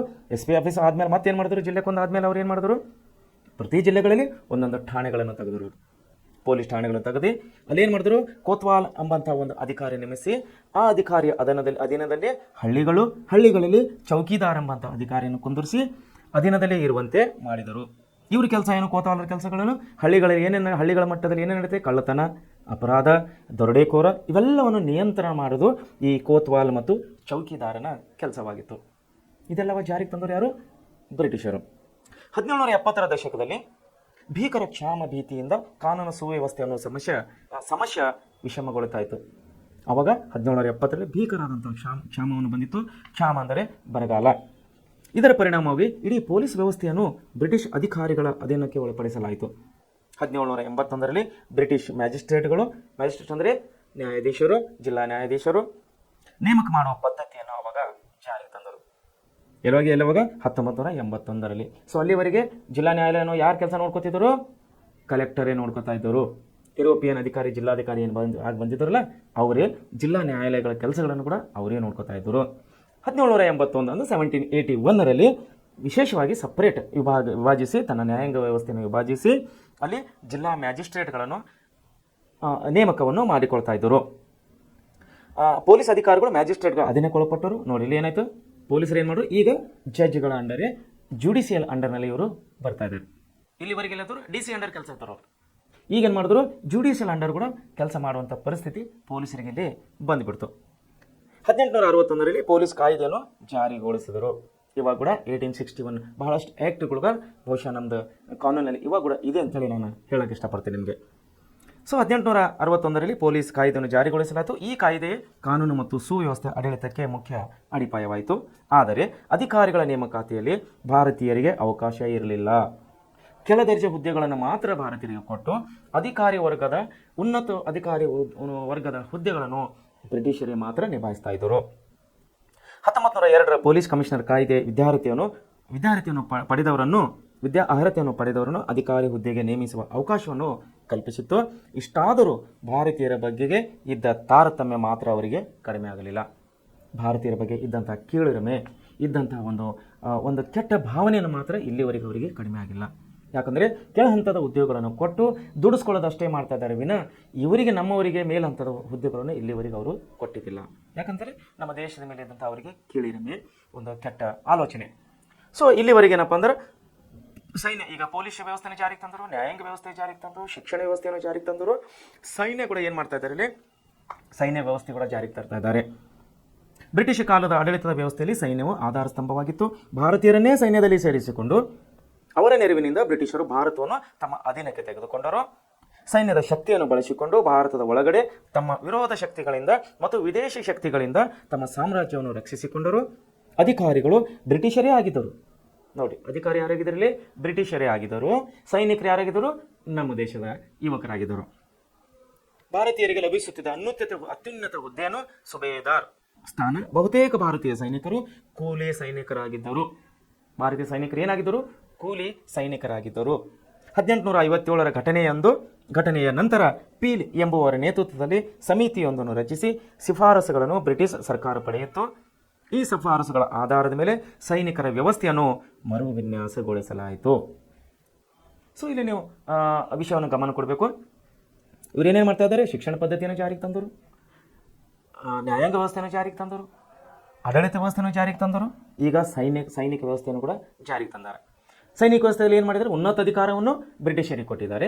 ಕೆಳ ಹಂತದ ಅಧಿಕಾರವನ್ನು ಅಥವಾ ಸೈನಿಕ ಕೆಲಸ ಕೇವಲ ಕೂಲಿ ಕೆಲಸ ಟೈಪ್ ಇವ್ರು ಏನು ಮಾಡ್ತಾ ಇದ್ದಾರೆ? ನಮ್ಮ ದೇಶದ ಯುವಕರನ್ನು ಇವರು ದುಡಿಸ್ಕೊಳ್ತಿದ್ದಾರೆ. ಎಲ್ಲೇ ಆಂತರಿಕ ಯುದ್ಧ ಆಗಲಿ ಬಾಹ್ಯ ಯುದ್ಧವಾಗಲಿ ಇವು ನಮ್ಮ ಸೈನಿಕರನ್ನು ಕರೆದುಕೊಂಡು ಹೋಗಿ ಯುದ್ಧ ಮಾಡಿ ಜಯಶಾಲಿಗಳಾಗಿ ತಮ್ಮ ಸಾಮ್ರಾಜ್ಯ ತಮ್ಮ ಆಡಳಿತನ ವಿಸ್ತರಣೆ ಮಾಡ್ತಾ ಇದ್ದಾರೆ. ಆದರೆ ನಮ್ಮ ಯುವಕರಿಗೆ ನಮ್ಮ ನಾಯಕರಿಗೆ ಯಾವುದೇ ಉನ್ನತ ಹುದ್ದೆಗಳನ್ನು ಕೊಡ್ತಾ ಇದ್ದಿಲ್ಲ. ಸೊ ಇದರ ಆಧಾರದ ಮೇಲೆ ಮುಂದೆ ಏನಾಯ್ತು? ಪೀಲ್ ಎಂಬುವರ ಬ್ರಿಟಿಷ್ ಅಧಿಕಾರಿ ಪೀಲ್ ಎಂಬುವರ ನೇತೃತ್ವದಲ್ಲಿ ಒಂದು ಸಮಿತಿಯನ್ನು ರಚನೆ ಮಾಡಿದರು. ಸಮಿತಿ ರಚನೆ ಮಾಡಿ ಅದರಿಂದ ಕೆಲವೊಂದು ಸೈನಿಕ ಶಿಫಾರಸುಗಳು, ಅಂದರೆ ಸೈನಿಕರಲ್ಲಿ ಏನೇನು ಬದಲಾವಣೆಗೆ ತರಬೇಕು ಅನ್ನುವಂಥ ಒಂದು ಶಿಫಾರಸನ್ನು ಅವರು ಬ್ರಿಟಿಷ್ ಸರ್ಕಾರಕ್ಕೆ ಕೊಟ್ಟು ಕೆಲವೊಂದು ಬದಲಾವಣೆಗೆ ಅದರ ತಂದರು ಎಂಬುದನ್ನು ನಾವು ಇತಿಹಾಸಗಳಲ್ಲಿ ನೋಡ್ತೇವೆ. ಸೊ ಈ ರೀತಿ ಏನಪ್ಪ ಅಂದರೆ ಬ್ರಿಟಿಷರು ಹಂತ ಹಂತವಾಗಿ ಒಂದೊಂದು ಸುಧಾರಣೆ ತರುವುದರ ಮೂಲಕವಾಗಿ ಯಾವುದೇ ಸುಧಾರಣೆ ತಂದರೂ ಕೂಡ ಅದರಲ್ಲಿ ಅವರ ಹಿತಾಸಕ್ತಿಯನ್ನು ಅಡಗ್ತಾ ಇತ್ತು. ಯಾವುದೇ ಸುಧಾರಣೆ ತಂದರೂ ಕೂಡ ಅವರು ತನ್ನ ಅಧಿಕಾರವನ್ನು ಯಾವ ರೀತಿ ಮುಂದೆ ತಗೊಂಡು ಹೋಗಬೇಕು ಅನ್ನೋದು ಮಾತ್ರ ಅವರ ಮೈಂಡಿನಲ್ಲಿ ಅವರ ತಲೆಯಲ್ಲಿ ಇರ್ತಿತ್ತು. ಬದಲಾಗಿ ಇಲ್ಲಿ 1773 ರೆಗ್ಯುಲೇಟಿಂಗ್ ಆ್ಯಕ್ಟ್ 1773 ಇಲ್ಲಿ ಬ್ರಿಟಿಷರು ಪ್ರತಿಯೊಂದು ಕಾನೂನನ್ನು ಏನು ತರ್ತಾ ಇದ್ದಾರೆ? ಅವರ ಹಿತಾಸಕ್ತಿಗಾಗಿ ತರ್ತಾ ಇದ್ದಾರೆ. ಹಂತ ಹಂತವಾಗಿ ಇಡೀ ದೇಶವನ್ನು ತನ್ನ ಅಧಿಕಾರ ತೆಗೆದುಕೊಂಡ ಮೇಲೆ ಕೂಡ ಈಗ ಅದನ್ನು ಉಳಿಸ್ಕೋಬೇಕು, ಹೇಗೆ ಉಳಿಸ್ಕೋಬೇಕು ಅನ್ನೋದ್ರ ವಿಚಾರವಾಗಿ ಅವರು ಆಡಳಿತದಲ್ಲಿ ಸುಧಾರಣೆ ತರ್ತಾ ಇದ್ದಾರೆ. ಶಿಕ್ಷಣ ನೀತಿಯನ್ನು ಜಾರಿಗೆ ತರ್ತಾ ಇದ್ದಾರೆ, ಸೈನಿಕ ನೀತಿಯನ್ನು ಜಾರಿಗೆ ತರ್ತಾ ಇದ್ದಾರೆ, ಜಿಲ್ಲಾಧಿಕಾರಿ ಮಟ್ಟದಲ್ಲಿ ನ್ಯಾಯಾಂಗ ವ್ಯವಸ್ಥೆಯನ್ನು ಜಾರಿಗೆ ತರ್ತಾ ಇದ್ದಾರೆ, ಸೈನಿಕ ವ್ಯವಸ್ಥೆಯನ್ನು ಜಾರಿಗೆ ತರ್ತಾ ಇದ್ದಾರೆ. ರೆಗ್ಯುಲೇಟಿಂಗ್ ಆ್ಯಕ್ಟ್ ಎಲ್ಲಿ ಬ್ರಿಟಿಷ್ನಲ್ಲಿ ಆಡಳಿತದಲ್ಲಿ ಇದ್ದಂಥ 1773 ರೆಗ್ಯುಲೇಟಿಂಗ್ ಆ್ಯಕ್ಟ್ ಕಾಯ್ದೆಯನ್ನು ಜಾರಿಗೆ ತಂದರು. ಆ ಕಾಯ್ದೆ ಉದ್ದೇಶ ಏನಾಗಿತ್ತು? ನಿಯಂತ್ರಣ ಹೇರುವುದು, ಅಧಿಕಾರದಲ್ಲಿ ನಿಯಂತ್ರಣ ತರುವುದೇ ರೆಗ್ಯುಲೇಟಿಂಗ್ ಆ್ಯಕ್ಟ್ನ ಒಂದು ಉದ್ದೇಶವಾಗಿತ್ತು. ಸೊ ಈ ರೀತಿ ಇಲ್ಲ ಸಲ್ಲದ ಒಂದು ಹೊಸ ಕಾನೂನುಗಳನ್ನು ತಂದು ನಿಯಂತ್ರಣ ಹೇರುವುದೇ ಅವರ ಉದ್ದೇಶವಾಗಿತ್ತು. ಅವರ ಅಧಿಕಾರವನ್ನು ಇನ್ನೂ ವ್ಯಾಪಿಸುವುದೇ ಅವರ ಉದ್ದೇಶವಾಗಿತ್ತು. ಅವ್ರಿಗೆ ಗೊತ್ತಿತ್ತು. ಯಾಕಂದರೆ ಇಲ್ಲಿ ನಮ್ಮ ದೇಶದಲ್ಲಿ ಆಂತರಿಕ ರಾಜ್ಯಗಳು, ಆಂತರಿಕ ಮನೆತನಗಳು ಎಲ್ಲರೂ ಒಬ್ಬರು ಕಚ್ಚಾಡ್ತಾ ಇದ್ದರು.